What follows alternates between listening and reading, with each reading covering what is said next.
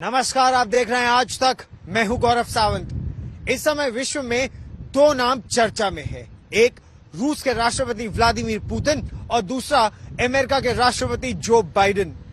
रूस के राष्ट्रपति व्लादिमीर पुतिन पिछले एक महीने से उनके ऑपरेशन यूक्रेन में जारी हैं। यूक्रेन के राष्ट्रपति व्लादिमीर ज़ेलेंस्की लगातार अमेरिका और नेटो से मदद की गुहार लगा रहे हैं।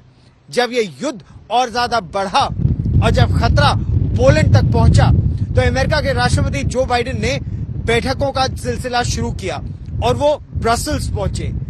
नेटो की बैठक, यूरोपियन यूनियन की बैठक, G7 देशों की बैठक, और इस पर मंथन ये हुआ कि किस तरह से यूक्रेन की मदद की जाए। लेकिन उससे भी ज्यादा मंथन इस बात पर हुआ कि नेटो देशों की रक्षा के लिए क्या क्या कारगर कदम उठाने की आवश्यकता है। रूस पर एक के बाद एक कई प्रतिबंध ही लगाए, लेकिन रूस के राष्ट्रपति व्लादिमीर पुतिन अटल हैं और निरंतर यूक्रेन पर हमला जारी है।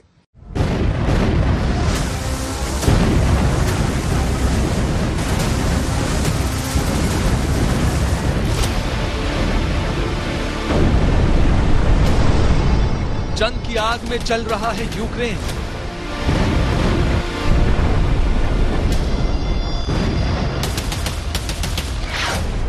पुतिन अमेरिका को अपनी सरहदों तक आने से रोकने के लिए बारूद बरसा रहे हैं।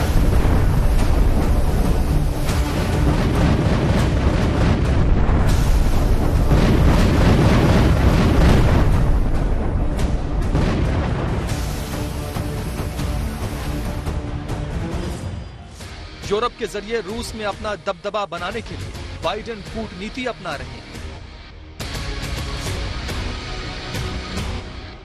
पुतिन पर नेटो के 30 देश, G7 के 7 देश और यूरोपीय यूनियन के 27 देश मिलकर दबाव बनाना चाहते हैं और इनके नीति निर्धारण की बागडोर है बाइडेन के हाथ में। Putin is the aggressor. Putin chose this war, and now he and his country will bear the consequences. This is going to impose severe cost on the Russian economy, both immediately and over time.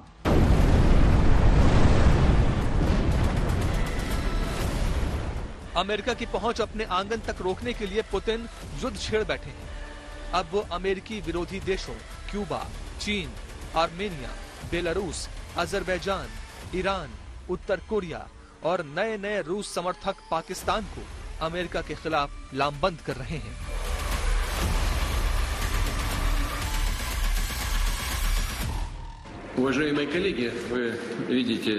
प्यारे साथियों, न केवल पश्चिमी देश हमारे देश के खिलाफ आर्थिक लिहाज से दुश्मनी भरा कदम उठा रहे हैं, यानी अवैध पाबंदियां लगा रहे हैं, नाटो देश के नेता भी भड़काऊ बयानबाजी कर रहे हैं।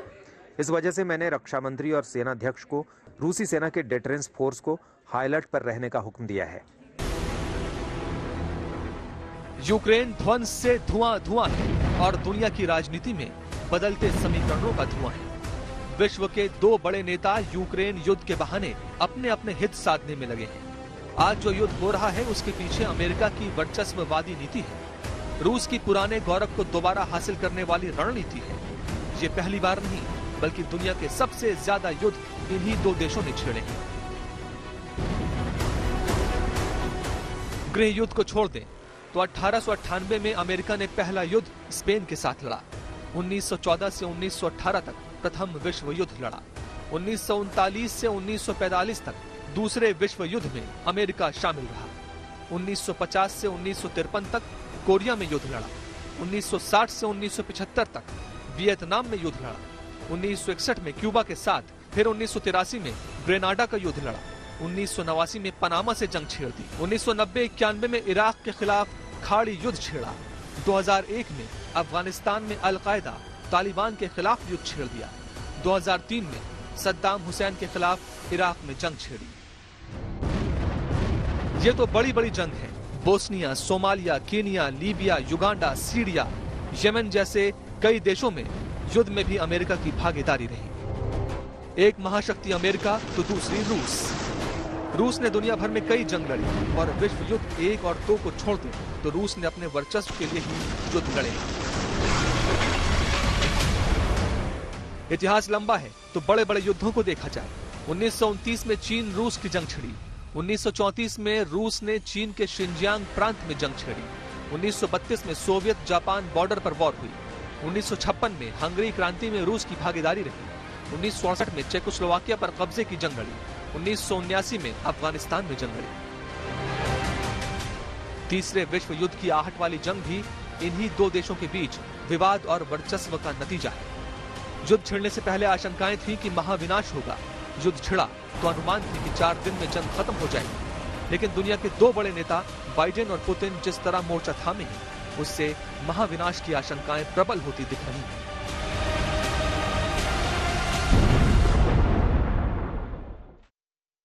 युद्ध हालांकि रूस और यूक्रेन के बीच है, लेकिन सत्य यही है कि यह लड़ाई रूस के राष्ट्रपति व्लादिमीर पुतिन और अमेरिका के राष्ट्रपति जो बाइडेन के बीच है। यूक्रेन तो दो महाशक्तियों के बीच इस लड़ाई में महज एक मोहरा है। रूस के राष्ट्रपति व्लादिमीर पुतिन ये जानते थे कि उनको रोकने का प्रयास अमेरिका करेगा। अमेरिका ने कई धमकियां दी, प्रतिबंध लगाए, और यह प्रतिबंध न केवल अमेरिका ने बल्कि विश्व के कई देशों ने मिलकर रूस पर लगाए। लेकिन रूस के राष्ट्रपति व्लादिमीर पुतिन ने एक ना सुनी।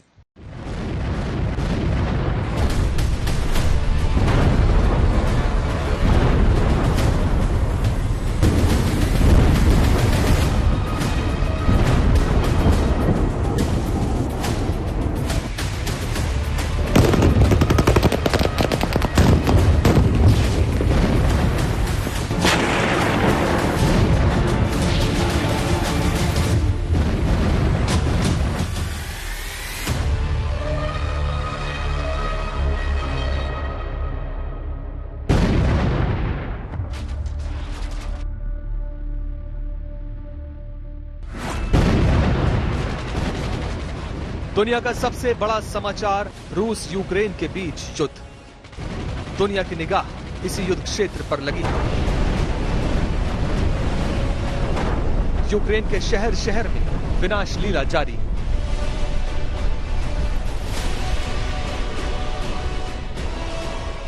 लेकिन बरसते बारूद के बीच जब अमेरिका के राष्ट्रपति जो बाइडेन यूरोप पहुंचे तो पूरी दुनिया की निगाह उनके बेल्जियम और पोलैंड दौरे पर लग गई। युद्ध को 1 महीना बीता तब नेटो संगठन का मुखिया अमेरिका हरकत में आया। वही अमेरिका जिसने यूक्रेन को नेटो सैन्य संगठन का सदस्य बनाने का प्रस्ताव दिया था।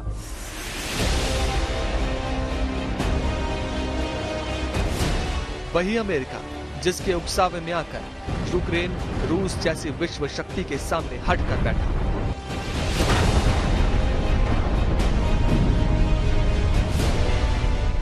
वही अमेरिका जिससे मदद मांगते मांगते यूक्रेन के राष्ट्रपति ज़ेलेंस्की थक गए।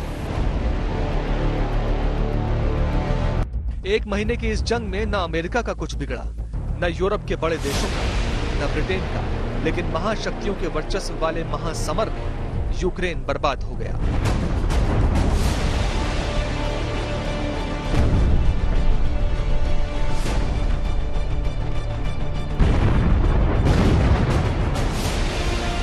डेफिनेटली ज़ेलेंस्की के लेवल पे एक मिसकैलकुलेशन तो था, क्योंकि नेटो या वेस्ट का कभी भी ये इंटेंशन नहीं था कि वो ज़ेलेंस्की के साथ उतर के यूक्रेनियन फोर्सेस के साथ जाके लड़ेंगे। तो ये कहीं ना कहीं एक तरह का मिसकैलकुलेशन जरूर था। हर बड़े नेता का सपना होता है विश्व विजयी बनना, और अगर ये कहा जाए कि सत्ता संभालते ही बाइडेन ने रूस को कमजोर करने की नीति पर अमल शुरू कर दिया तो गलत नहीं होगा। The Russian military has begun a brutal assault on the people of Ukraine. Without provocation, without justification, without necessity, this is a premeditated attack. तबाह होते यूक्रेन और लंबे खिंचते युद्ध को देख नेटो सैन्य संगठन, यूरोपियन यूनियन और G7 समूह के देशों की बैठक हुई। मुद्दा बना रूस का यूक्रेन पर आक्रमण। बरसते विनाश के दौर में केवल विचार किया गया कि रूस को रोका कैसे जाए, यूक्रेन को मदद कैसे दी जाए।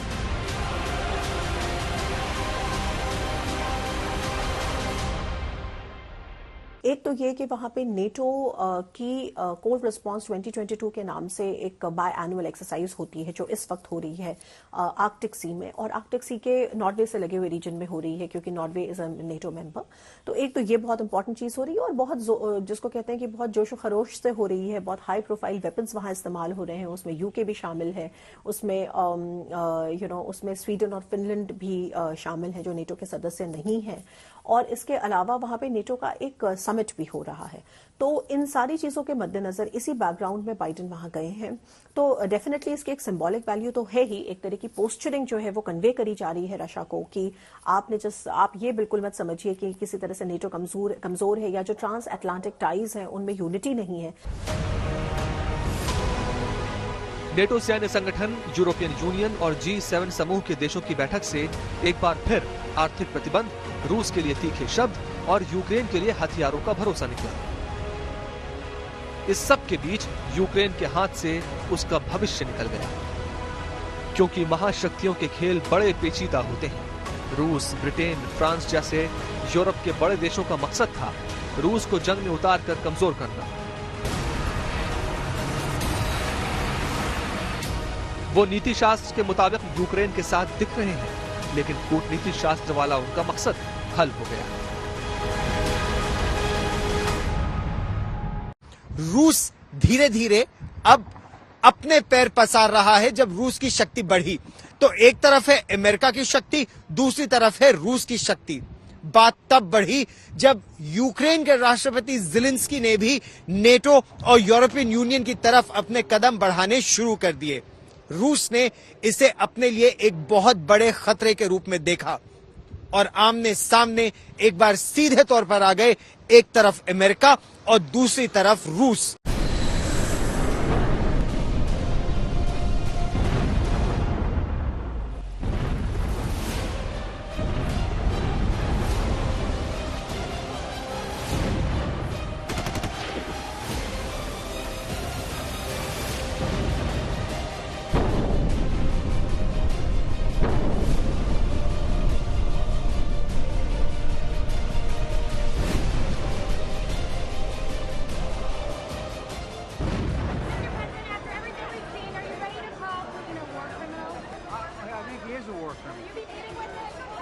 नसीहतें थीं, अंजाम भुगतने की चेतावनियां थीं।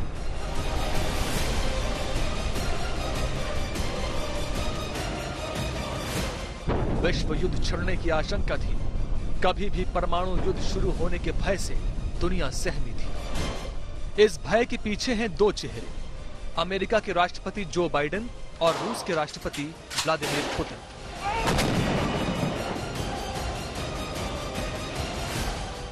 बाइडेन, जिन्होंने देश की कई सरकार में शासन और प्रशासन का अनुभव लिया, जिन्होंने इराक, अफगानिस्तान युद्ध को देखा, और दूसरी ओर पुतिन, जिन्होंने अपने 22 साल के कार्यकाल में हर बार एक जंग लड़ी और अखंड रूस के रास्ते पर आगे बढ़े।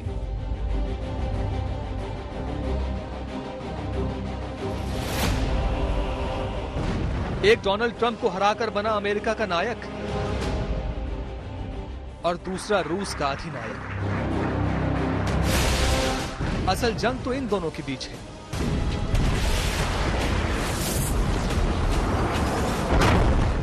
अब इसे एक के सामने दूसरे की कमजोरी कहिए या फिर दूरदर्शिता की तमाम चेतावनियों के बाद भी युद्ध छेड़ ही दिया गया।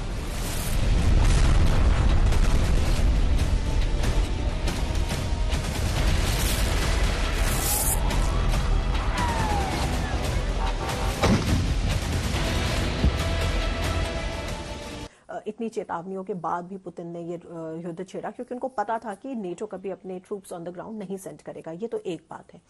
कहीं ना कहीं पुतिन को ये पता है कि इस समय वो ये ऐसा कर सकते हैं क्योंकि जो नेटो का जो मनोबल है या जो अमेरिकी मनोबल है वो ऐसा नहीं है कि वो एक्चुअली एक एक्टिव इन्वॉल्वमेंट करेंगे यूक्रेन को बचाने के लिए। पुतिन ने अमेरिकी सेनाओं को अफगानिस्तान से बुरी स्थिति में वापस लौटते देखा। अमेरिका को उसी तालिबान को सत्ता सौंपनी पड़ी जिससे 20 साल तक जंग लड़ी।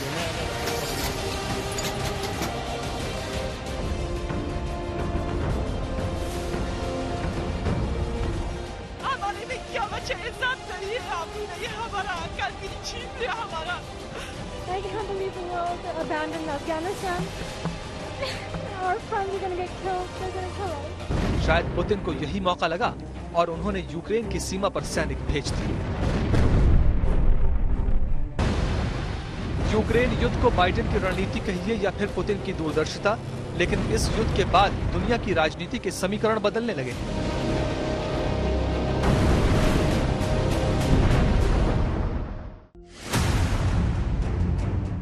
रूस को युद्ध में चीन का खुला समर्थन मिल रहा है और अमेरिका ये नहीं चाहता।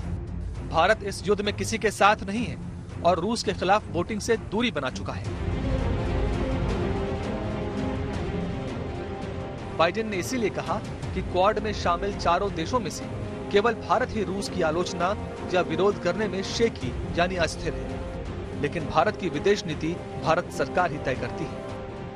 जो बाइडेन का इस पे बयान आया जिससे उनकी थोड़ी सी छटपटाहट जाहिर होती है कि भारत एक शेकी है और एक्सेप्शनली भारत ने ये काम किया है, लेकिन इसमें कोई इतने चिंता करने की बात नहीं है, क्योंकि उसके तुरंत बाद ही, मेरे ख्याल से एक दिन बाद ही, वहाँ के स्पोक्समैन अमेरिकी विदेश स्टेट डिपार्टमेंट के नेड प्राइस का ये बयान आया कि नहीं, हम समझ सकते हैं कि भारत की कुछ मजबूरियां हैं, भारत उसके तहत वोट नहीं दे सकता, लेकिन इसका ये मतलब नहीं कि भारत हमारे साथ नहीं है।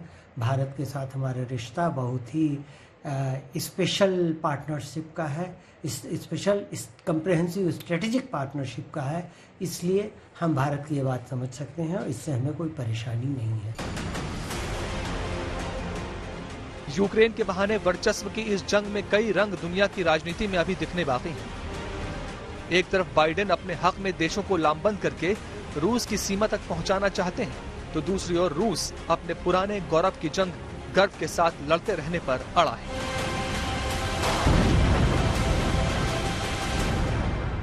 एक बात तो साफ है, रूस और अमेरिका दोनों बड़ी सामरिक शक्तियां हैं, दोनों परमाणु हथियारों से संपन्न महाशक्तियां हैं विश्व की। तो आमने सामने की लड़ाई तो दोनों एक दूसरे से नहीं चाहती, लेकिन दोनों के लिए यह वर्चस्व की लड़ाई भी है और इस लड़ाई में यूक्रेन और यूक्रेन की जनता इस समय पिस रही है। –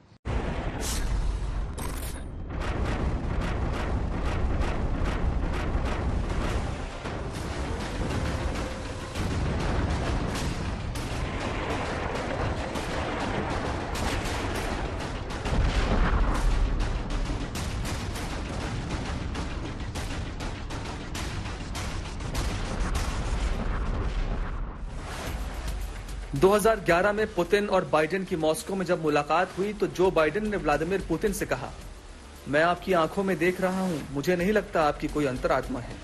इसके जवाब में पुतिन बोले, हम एक दूसरे को अच्छी तरह समझते हैं। तब पुतिन रूस के प्रधानमंत्री थे और बाइडेन अमेरिका के उपराष्ट्रपति। ये 11 साल पुरानी बात है। आज 2022 में अमेरिकी राष्ट्रपति जो बाइडेन और रूसी राष्ट्रपति व्लादिमीर पुतिन दोबारा एक दूसरे के आमने सामने हैं, अपने हर कदम से एक दूसरे को हराने की कोशिश करते हुए। बीच में पिस रहा है यूक्रेन।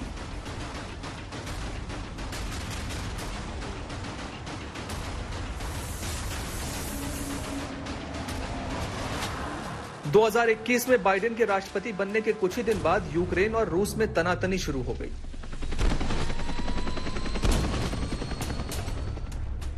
यूक्रेन के डॉनबास्क क्षेत्र में अलगाववादी विद्रोही यूक्रेनी सेना से करीब 8 साल से लड़ रहे हैं, जिनको रूसी समर्थन भी हासिल है। इन सालों में यूक्रेन की विद्रोहियों के कब्जे से लुहांस्क और डोनेट्स्क लेने की कोशिशें नाकाम साबित हुई।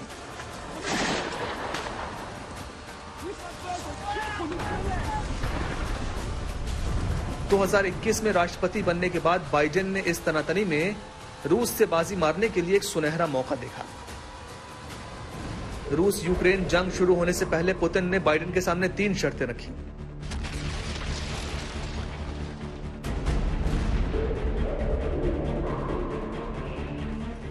पहली, यूक्रेन नेटो में शामिल नहीं होगा। दूसरी, रूसी सरहदों पर नेटो देश स्ट्राइक वेपन्स तैनात नहीं करेंगे। और तीसरी, यूरोप में नेटो का मिलिट्री इंफ्रास्ट्रक्चर 1997 से पहले जैसा था वैसा किया जाएगा। यानी जो देश 1997 के बाद नेटो सदस्य बने हैं, वहां से मिलिट्री इंफ्रास्ट्रक्चर हटाया जाएगा। बाइडेन को इसमें अमेरिका का फायदा नजर नहीं आया, लिहाजा रूस की मांगें पूरी नहीं हुई और जंग शुरू हो गई।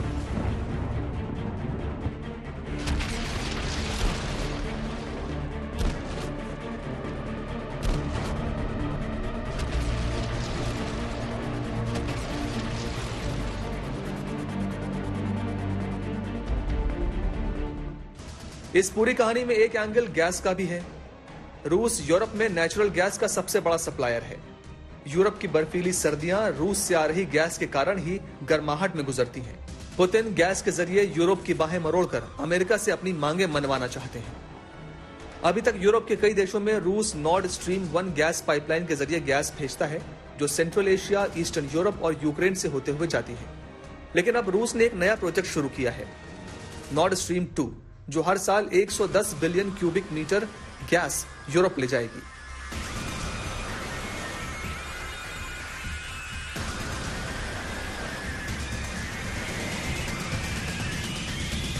ये पाइपलाइन गल्फ ऑफ फिनलैंड और बाल्टिक सागर से होते हुए जर्मनी को जाएगी और यूक्रेन को बाईपास कर देगी।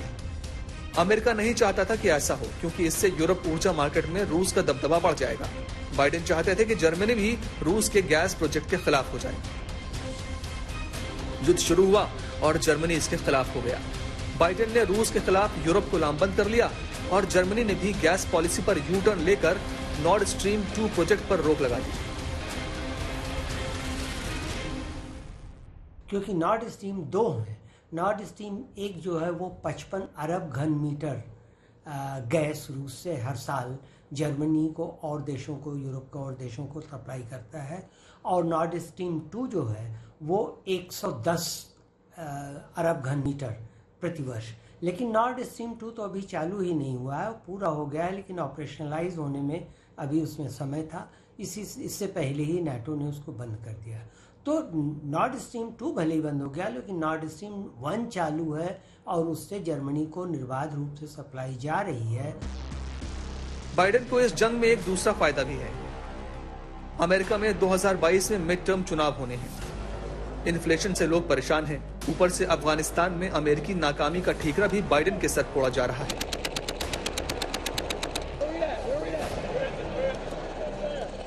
ऐसे में सेनेटर्स चुनने के लिए मध्यावधि चुनाव से पहले बाइडेन यही चाहेंगे कि अमेरिकी मीडिया का ध्यान रूस पर ही लगा रहे। यानी बाइडेन जो चाहते थे वो करने में कामयाब हुए हैं।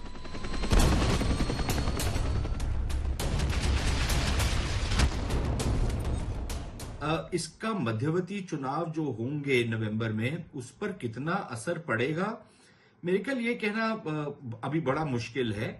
वो चुनाव जो है वो लोकल मुद्दों के ऊपर लड़ा जाएगा।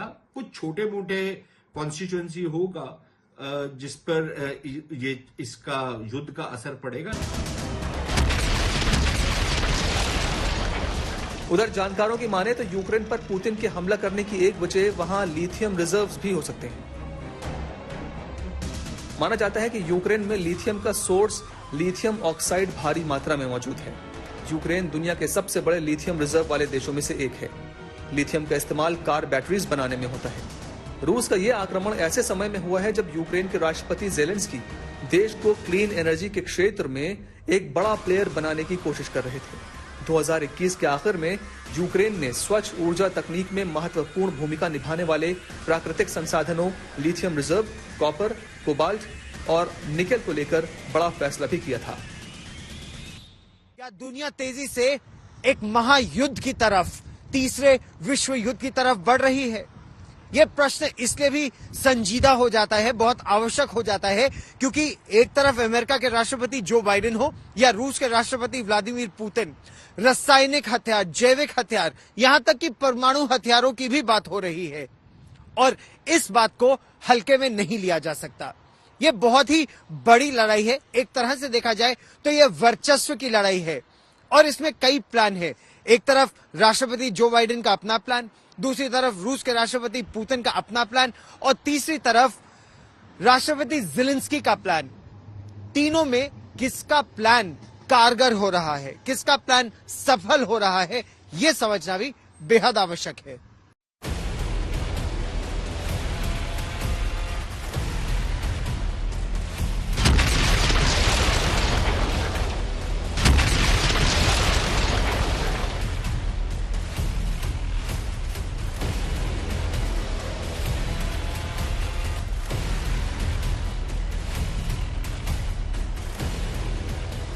पुतिन ने यूक्रेन के खिलाफ 4 प्लान बनाए हैं, A, B, C और D।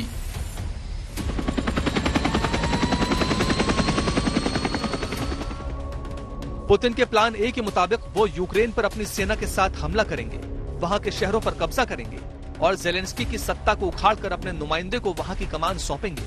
लेकिन पुतिन के प्लान ए पर भारी पड़ गया जेलेंस्की का प्लान ए।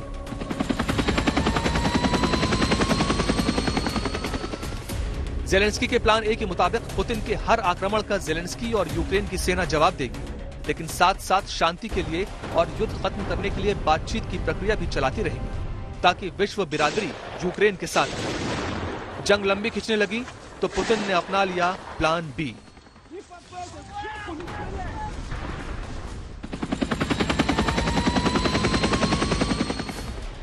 पुतिन का प्लान बी बेहद खतरनाक है, जो पुतिन अब अमल में ला चुके हैं। इसके मुताबिक पुतिन यूक्रेन के नागरिकों पर हमला करेंगे, रिहायशी इलाकों को तबाह करेंगे, अस्पतालों, शेल्टर्स को निशाना बनाएंगे, ताकि हजारों की तादाद में नागरिक यूक्रेन छोड़कर यूरोपीय देशों की तरफ पलायन करें और पश्चिमी यूरोपीय देशों में शरणार्थी संकट पैदा हो, जो उनकी अर्थव्यवस्था पर असर डाले। फिलहाल ऐसा ही हो रहा है। फ्रांस की न्यूज एजेंसी के मुताबिक अब तक यूक्रेन से 33 लाख शरणार्थी दूसरे देशों में पहुंच चुके हैं। अकेले 65 लाख लोग यूक्रेन में ही बेघर हो चुके हैं।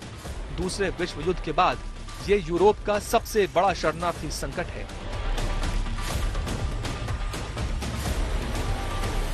इस युद्ध में एक तरफ बाइडेन का प्लान ए भी है।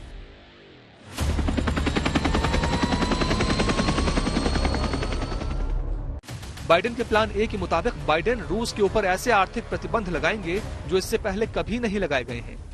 बाइडेन यूक्रेन की सेना को लड़ने के लिए हथियार भी भेजेंगे। फिलहाल बाइडेन की ये रणनीति उनकी उम्मीदों से बेहतर काम कर रही है,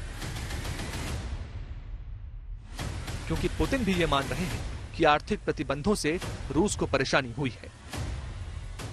На развитие экономики полуострова сказываются западные санкции, которые प्रतिबंधों के कारण रूस की अर्थव्यवस्था पर फर्क पड़ा है, बैंकिंग और सप्लाईज पर असर पड़ा है।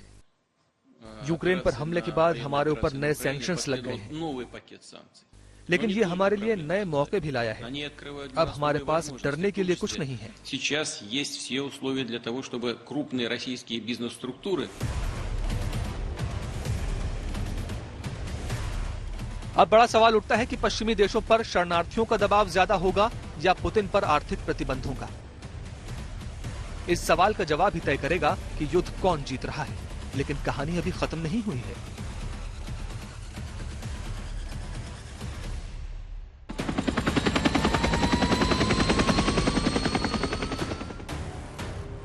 पुतिन युद्ध जीतने के लिए प्लान सी भी अपना सकते हैं। इसके मुताबिक यूक्रेन की सरहदों के उस पार पोलैंड में यूक्रेन की मिलिट्री सप्लाईज पर पुतिन हवाई हमला कर सकते हैं। अगर ऐसा हुआ तो ये नेटो पर सीधा सीधा हमला होगा। ऐसे में अमेरिका और दूसरे नेटो देशों को युद्ध में उतरना ही होगा।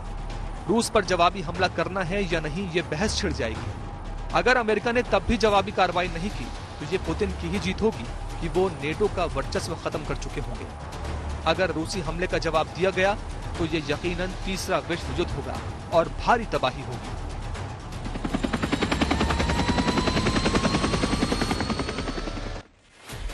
पुतिन का प्लान डी। अगर पुतिन के तीनों प्लान फेल होते हैं तो फिर वो अपनाएंगे प्लान डी, यानी केमिकल अटैक या फिर परमाणु अटैक। 9 अगस्त 1945 को नागासाकी पर किए गए हमले के बाद ऐसा पहली बार होगा कि कोई देश दूसरे देश पर परमाणु हमला करेगा। फिलहाल दुनिया उम्मीद यही कर रही है कि ऐसा ना हो। मुझे नहीं लगता कि पुतिन साहब इतने अहमक हैं कि वो परमाणु युद्ध की तरफ जाएंगे। धमकी जरूर उनकी तरफ से गई है, लेकिन वो धमकी इसलिए भी गई है कि वो एक तरह से नेटो को रोक रहे हैं कि आप कोई ऐसा कदम ना उठाए जो आप हमारे आमने सामने, हमारे बीच में एक हालात पैदा हो जाएं जिसमें हम ऐसे आमने सामने आए कि हम लोगों के बीच में युद्ध हो जाए, क्योंकि फिर उसके बाद परमाणु युद्ध होगा, उसकी संभावना बहुत ज्यादा बढ़ जाती है। वैसे अमेरिका और रूस जब भी आमने सामने आए हैं, विश्व युद्ध का खतरा बढ़ा ही है। अभी जिस तरह के हालात रूस और यूक्रेन युद्ध में बन रहे हैं, वैसा ही कुछ 1962 में हुआ था। 1962 में अमेरिकी सीमा के पास स्थित क्यूबा में सोवियत संघ की मदद से जब मिसाइलों की तैनाती की गई तो अमेरिका बौखला गया था। तत्कालीन अमेरिकी राष्ट्रपति JF केनेडी ने क्यूबा में तैनात की गई मिसाइलों को हटाने के लिए सोवियत संघ को कुछ घंटों का वक्त दिया था और ऐसा न होने पर परमाणु हमले के लिए तैयार रहने की सख्त चेतावनी दी थी। बाद में दोनों देशों के बीच बातचीत के बाद सोवियत संघ के नेता निकिता क्रुश्चेव ने सार्वजनिक तौर पर क्यूबा से मिसाइलें हटाने की घोषणा कर दी। बाद में अमेरिका ने भी अपनी मिसाइलें टर्की से हटा ली थी। एक बात तो बिल्कुल साफ है, ये लड़ाई इस समय जो हो रही है, एक तरफ रूस है, दूसरी तरफ अमेरिका है। ये केवल दो आर्थिक महाशक्ति या सामरिक महाशक्तियों की लड़ाई नहीं है, ये क्लैश ऑफ थॉट्स है। ये लड़ाई हो रही है दो अलग अलग सोच की। एक तरफ पूंजीवाद है तो दूसरी तरफ साम्यवाद है, और ये बहुत अहम लड़ाई हो रही है जो दुनिया को एक नया रूप देने की शक्ति रखती है।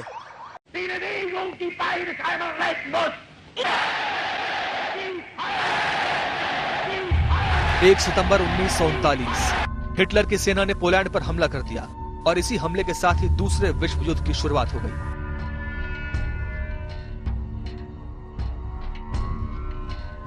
एक तरफ थे जर्मनी, इटली और जापान, दूसरी तरफ थे फ्रांस, ग्रेट ब्रिटेन, अमेरिका और सोवियत संघ। और इसके साथ ही विश्व पटल पर उदय होता है बिग 3 यानी अमेरिका, ब्रिटेन और रूस का।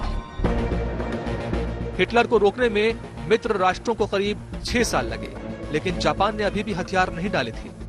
अमेरिका ने 2 परमाणु बम हिरोशिमा और नागासाकी पर गिराए, जिसने जापान को घुटनों पर ला दिया। जापान के आत्मसमर्पण करते ही दूसरा विश्व युद्ध समाप्त हो गया। 10 करोड़ सैनिकों के साथ लड़े जाने वाले दूसरे विश्व युद्ध ने विश्व को 2 भागों में विभाजित कर दिया।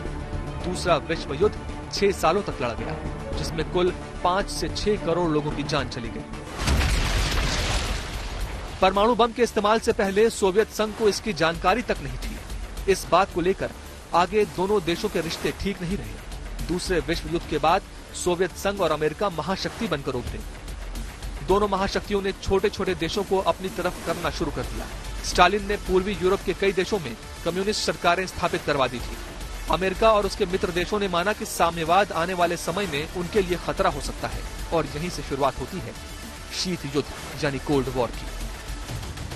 अमेरिका और रूस की ये दुश्मनी कभी हॉट रही है, कभी कोल्ड रही है, लेकिन दोनों देशों की खुद को सुपर पावर साबित करने की होड़ में दुनिया के तमाम देशों को इसका खामियाजा भुगतना पड़ा है। यूक्रेन इसकी ताजा मिसाल है।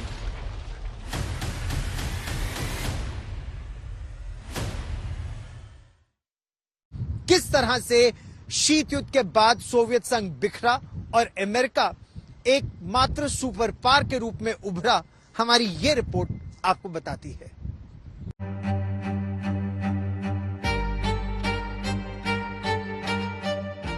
चार अप्रैल 1949 को वॉशिंगटन में 12 देश इकट्ठा हुए, जहां नेटो की नींव रखी गई।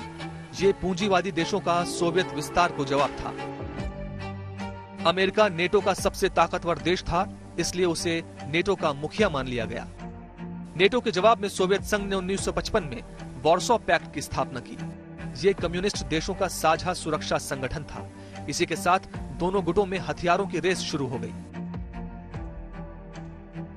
नेटो का ऊपर कंट्रोल जो था या जो वर्चस्व था वो अमेरिका का था, और वार्सो पैक्ट की जो कंट्रीज थी उसके ऊपर असर और रसूख था वो रूस का था। और ये जो शीत युद्ध चल रहा था ये उसी का एक अहम हिस्सा था। ये जो दोनों ब्लॉक्स बने थे। 1962 में क्यूबा संकट में फिर अमेरिका और सोवियत संघ आमने सामने थे। 80 के दशक में सोवियत संघ अफगानिस्तान युद्ध में बुरी तरह उलझा, जिसका फायदा अमेरिका ने उठाया।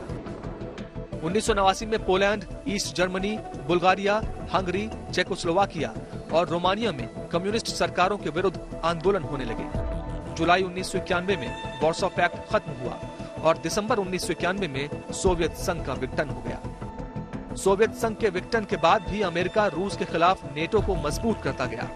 देखते ही देखते सोवियत संघ का हिस्सा रहे कई देश इसमें शामिल हो गए। यूक्रेन ने जैसे ही इसमें शामिल होने की मंशा जताई, पुतिन के सब्र का पैमाना छलक गया। वॉर्सो पोलैंड से हमारी इस खास पेशकश में फिलहाल इतना ही। ये युद्ध अब आगे और कितना बढ़ेगा, क्या ये भयावह रूप लेगा, ये रिपोर्ट्स हम लगातार मॉस्को से, वॉर्सो से, कीव से, खार्किव से आपको लगातार पल पल की जानकारी देते रहेंगे। लेकिन इस खास पेशकश में फिलहाल इतना ही। देश और दुनिया की ताजा खबरों के लिए देखते रहिए आज तक।